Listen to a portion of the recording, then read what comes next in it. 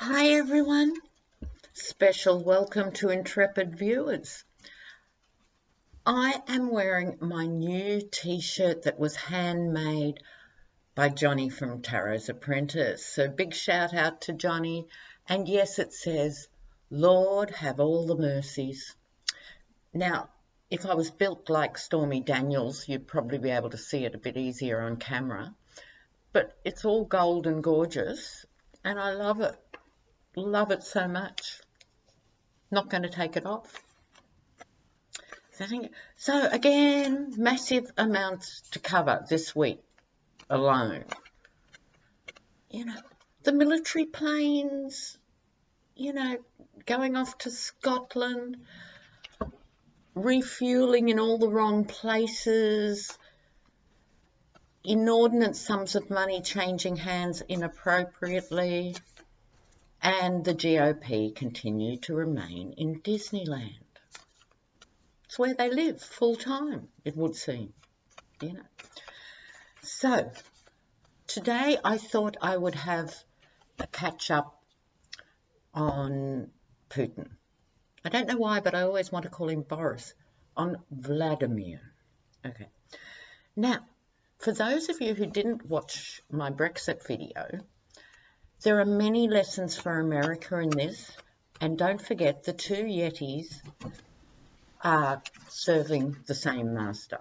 The only winner in all this chaos and disruption and flouting of conventions is that the leaders of these two very powerful countries appear to be, under the puppeteering skills of Russia.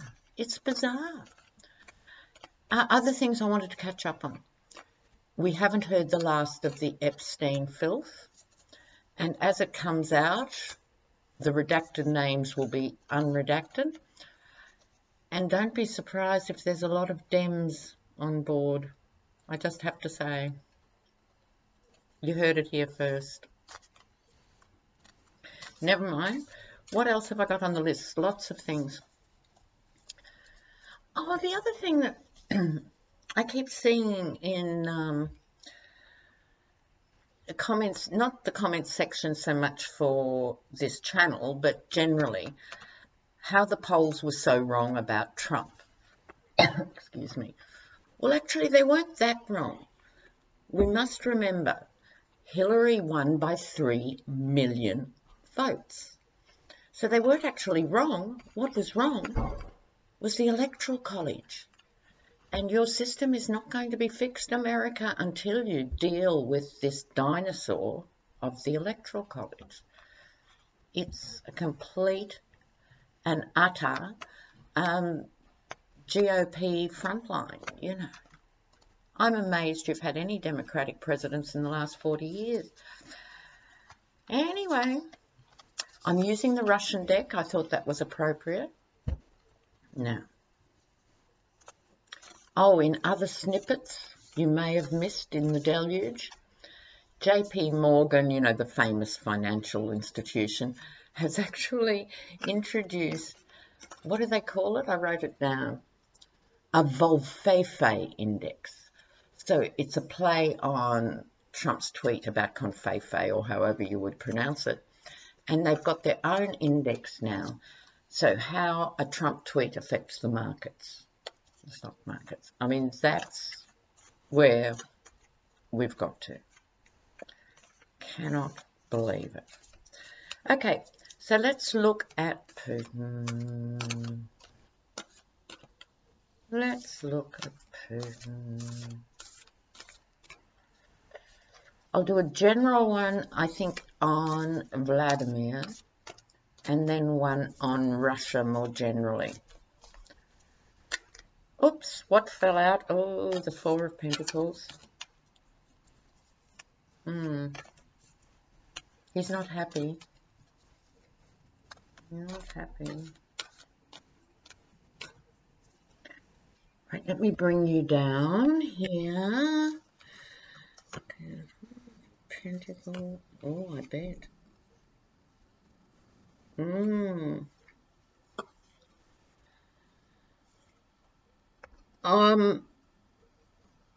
Okay, now Vladimir Putin. Let me just take you back for a moment, viewers.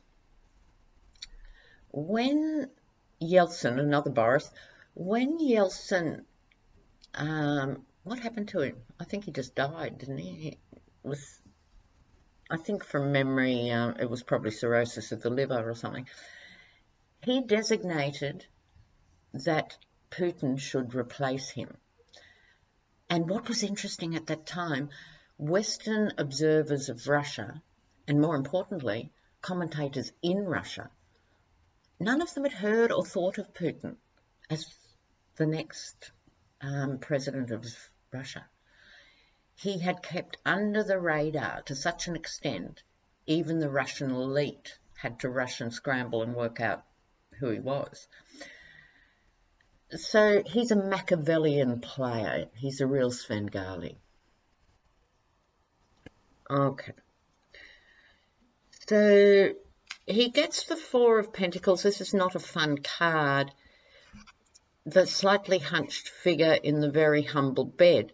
Now, considering he is a multi-billionaire, unlike Trump, who is just a big person in debt, he's shrinking. This character is shrinking. I think that's very interesting as his signifier. People are plotting and planning. Ha! This is what happens when you get in by plotting and planning. There'll be someone else doing the same for you. These are people talking about rising up. He recently managed to, you could say, dissuade or forbid all opposition. So it's only a notional democracy, but people are still coming forward, and they're very brave to even be holding these meetings. Then you've got the Nine of Cups. Under this signifying card, this is his public face. Everything's fine. Everything's fine. That's good. We are great. Russia is great. You are so lucky to have me as your leader. I will make sure that, Russia not only stays great, but gets greater. This is his generic external promise to the Russian people, but they no longer believe it in the numbers that they did before. Largely because young people can get around internet controls. I just discovered recently what a VPN was. You want to know if you don't know? It's a virtual protocol network, which is how people get onto the dark web, but it's also how people get around that sort of surveillance, VPNs. Okay. He's beginning to, within the Russian context, and considering he's the only winner in the destabilization of the US and the UK, it could be him scratching his head what to do next to try and keep the people in check. Or the interpretation I'm leaning towards a bit more is he's beginning to do and say things that are decidedly weird behind the scenes. Because on the one hand, he should be on the top of his game. He's managed successfully to considerably weaken the Western alliance. He succeeded in that. He did do enough damage in the American elections, not necessarily to sway the outcome, but certainly to muddy the waters. But this could be someone emerging from Putin's office, scratching their head going, maybe he's not as in control as he was, or starting to look a bit paranoid. Paranoid is the word I'm hearing here. Next, he gets the Fool. Okay, now I've spoken before. The Fool is an extraordinary card, really, and it's easy to dismiss the Fool card as someone doing something silly or stupid, but it has an array of meanings that are really quite deep and profound. But in this reading on Putin, I think the only thing he's going to do is more of the same. This is in relation to his own people in Russia. Someone is begging him to not go ahead and do what he's planning at the moment, but he is. So in other words, Putin's not taking advice. He has created himself as, like Trump, as the emperor, or the Tsar in the case of Russia. And inevitably what happens is you're only left with yes people around you. And then you know what happens? You lose touch. And then you know what happens? You get ousted one way or the other, not necessarily voting. I'll just quickly ask, is he at personal risk? Is Putin at personal risk? Is Putin at personal risk? And then I'll just quickly do the Russian people. But is Putin at risk?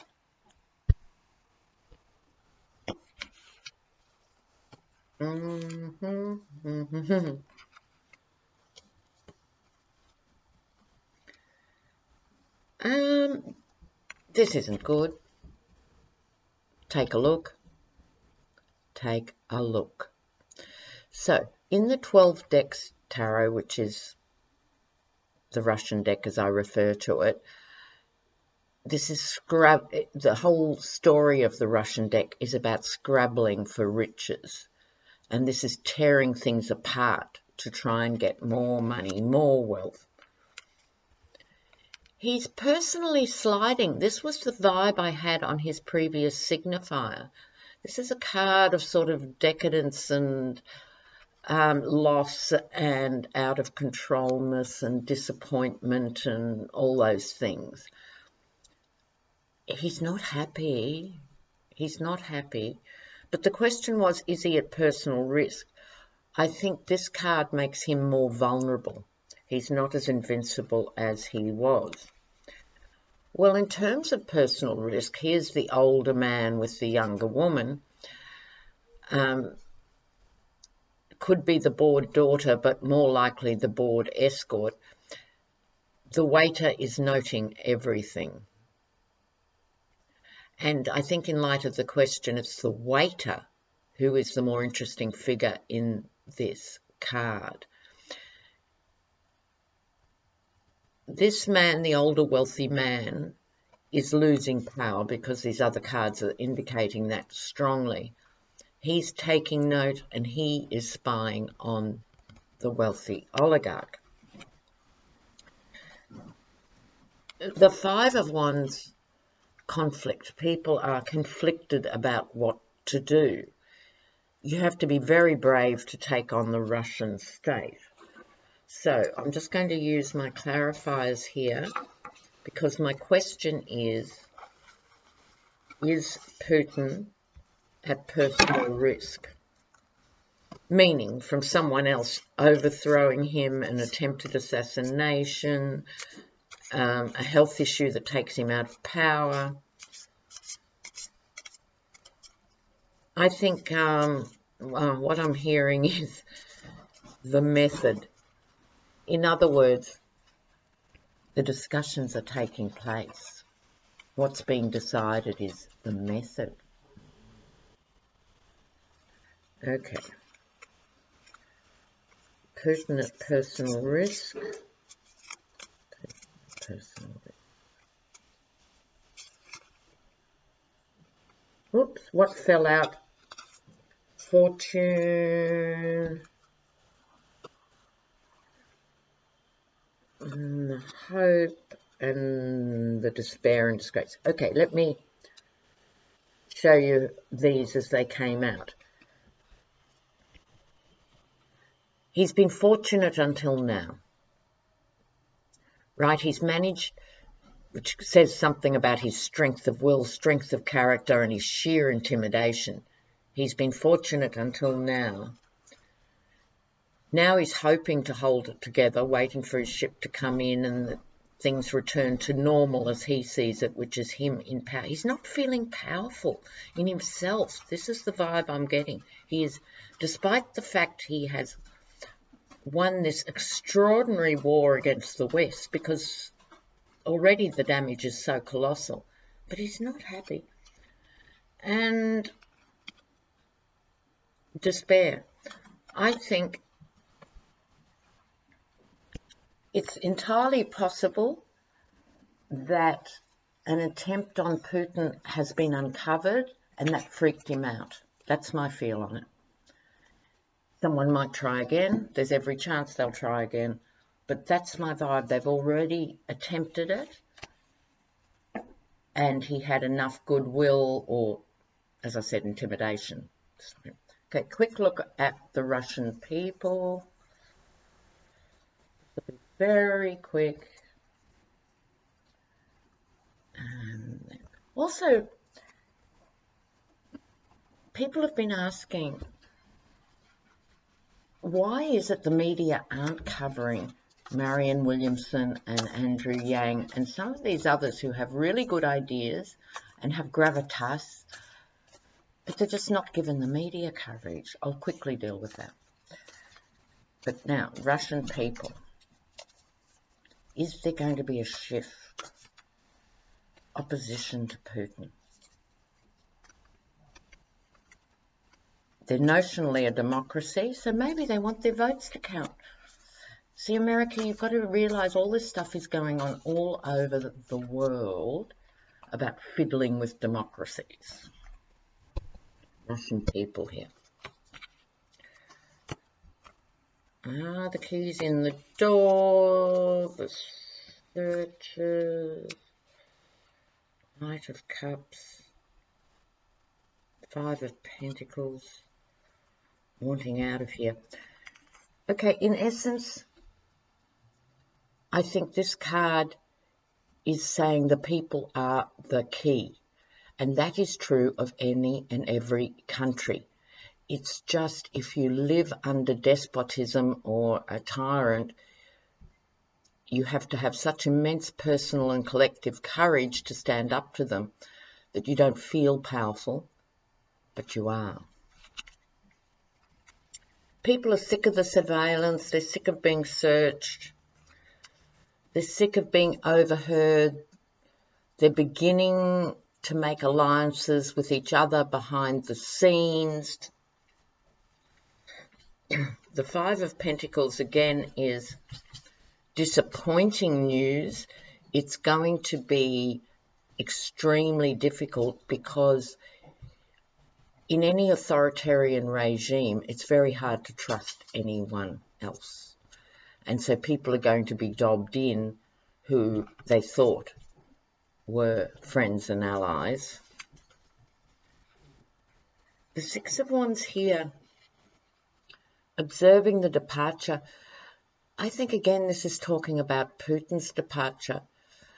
I think this is the beginning of a process of Russia modernizing politically. It's the beginning. Okay, so let's look. I'm going to use my regulars just now to have a quick look at the media coverage excuse me, of the outliers, as I call them. There's some very good candidates who are outliers. So, what's the question? Will the media take them more seriously? Andrew Yang, Marianne Williamson. Tulsi Gabbard does get coverage one way or another. It's not always flattering, but she gets it. So it's mainly those two, I think. And they cover Beto, they cover a lot of the others who won't necessarily be there at the end of the culling. But the media and outliers. I think I'll just leave it open. The media and the outliers.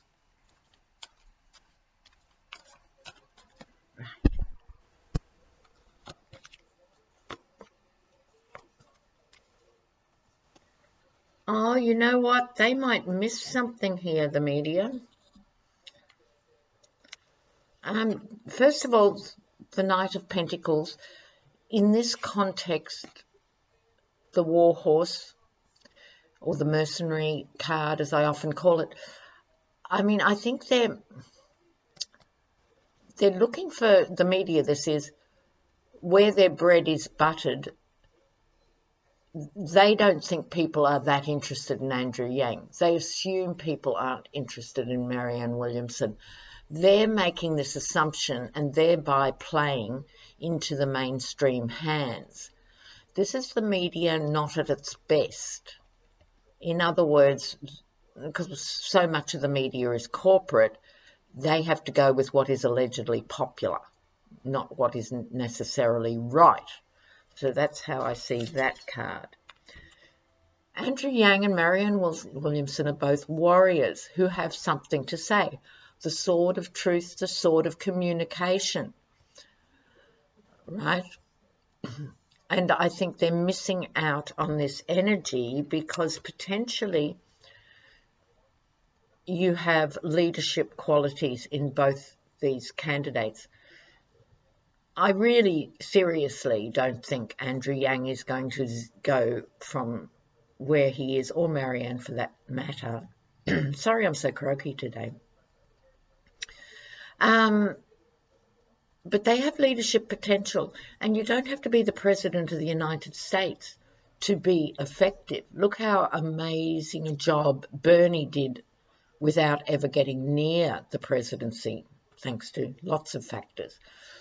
But they're missing out. The media is not giving them enough airtime for their message and their potential ability to contribute to the discussion in America.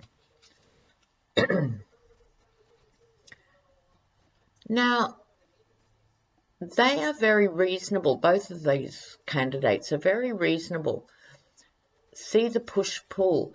They're prepared to gallop forward with brave new ideas. So yeah, they're interesting. But they're being held back a bit. It's interesting. They couldn't be more different from each other, and yet they share a similar space, if you like. So Andrew Yang, I gather, is a techno-god, but has a very humanitarian message, including the universal income concept. Marianne Williamson can be dismissed as a rainbow and but she has some really clear and sensible ideas.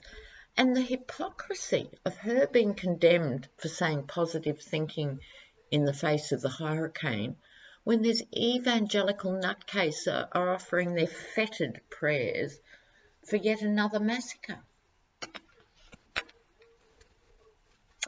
I don't know, intrepid viewers, really and truly. But stay strong and stay clear on this. We're coming up for the 1 year mark till the elections. Can you imagine what's going to transpire in the next 12 months when, the last 3 days have been hectic enough? So you've got to really pace yourselves, right? Make sure you connect with like-minded people often, particularly if you're a blue dot, right? So keep the comments coming. Love you guys. Speak soon. Real soon. Because Dave and I, Dave from Moonride and I have to find a winner if we can from all the wonderful suggestions of the Yeti. He's back from Japan. We're going to try and get together soon.